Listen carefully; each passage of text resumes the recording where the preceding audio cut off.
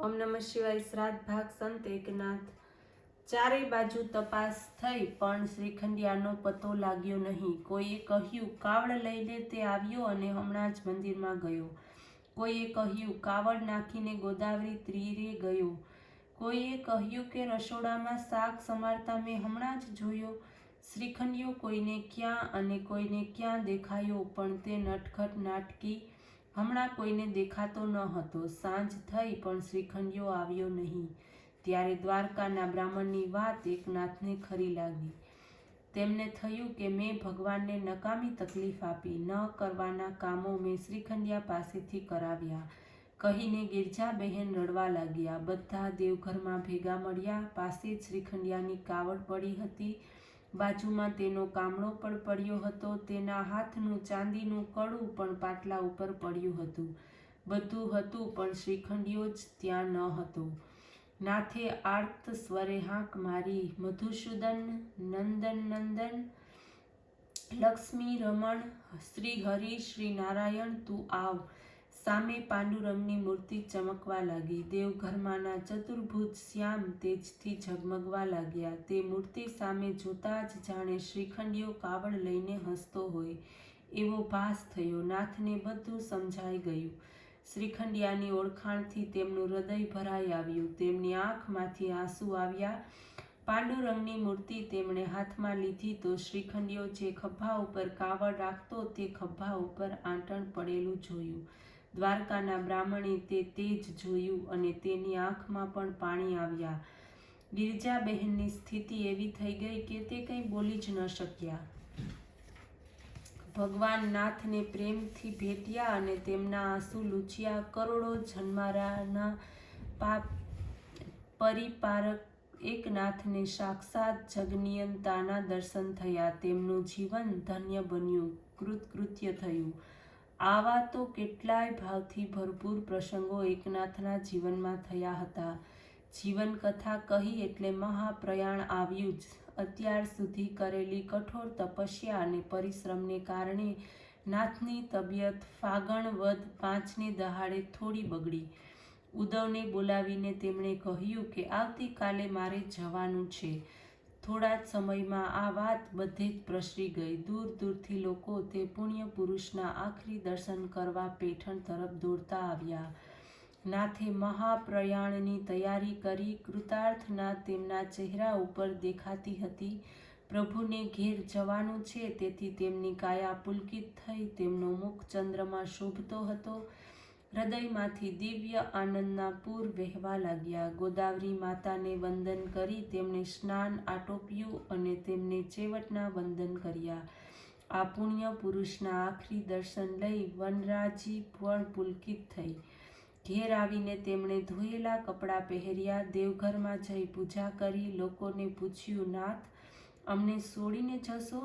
નાથે કહ્યું, ઋણાનું બંધન પૂરું થયું. હું જાઉં છું તેથી શોક ન કરતા હૃદય અપરાજિત રાખીને સામે આવેલા સુખ દુઃખ શાંત ચિત્તે સહન કરજો અને પ્રેમાળ પ્રભુનું નિત્ય સ્મરણ રાખજો કહીને સર્વને નમસ્કાર કરી નાથે દેહ છોડ્યો. નાથ જતા વિશ્વમાંથી જાણે મૂર્તિમંત ભક્તિ ગઈ એવું લાગ્યું. જેણે હજારોના જીવનમાં ચૈતન્ય પૂર્યું હતું તે જ આજે નિશ્ચેતન થઈ ચિરકાળની નિંદ્રામાં પોઢી ગયો. પૃથ્વીનો લાલ ગયો, સૃષ્ટિનો શણગાર ગયો. એક નાથ એટલે જીવનનું સૌંદર્ય, એક નાથ એટલે મૂર્તિમંત ધૈર્ય, તેજસ્વી ભક્તિ. તેમણે જીવનની અંદર પ્રચંડ પ્રજ્ઞા અને દુર્દમય શ્રદ્ધાના તાંતણાથી પોતાનું જીવન પર તૈયાર કર્યું હતું. તેથી જ જગદીશને તેમને ઘેર આવવાનો મોહ થયો. સ્મશાન યાત્રામાં હજારો લોકો આવ્યા હતા. એક બ્રાહ્મણે કહ્યું, નાથે જીવતા બ્રાહ્મણને માન ન આપ્યું, પણ જતી વખતે છેવટે અમારો જ ખભો કામ આવ્યો ને.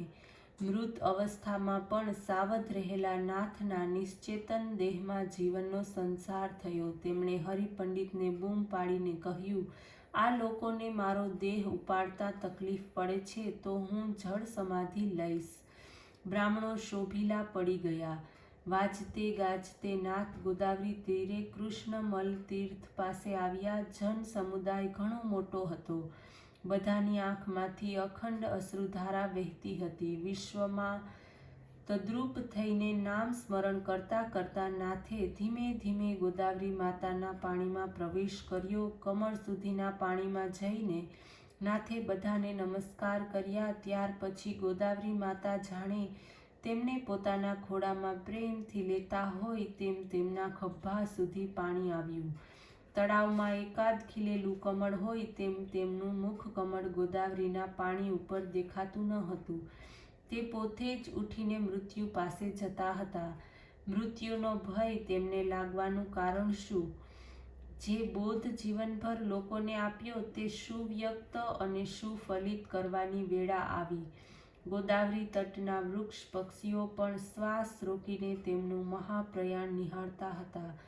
ગોદાવરી તીરે નિશબ્દ થઈને ઊભા રહેલા લોકો સામે જોઈને તેમણે આખરી સંદેશો આપ્યો.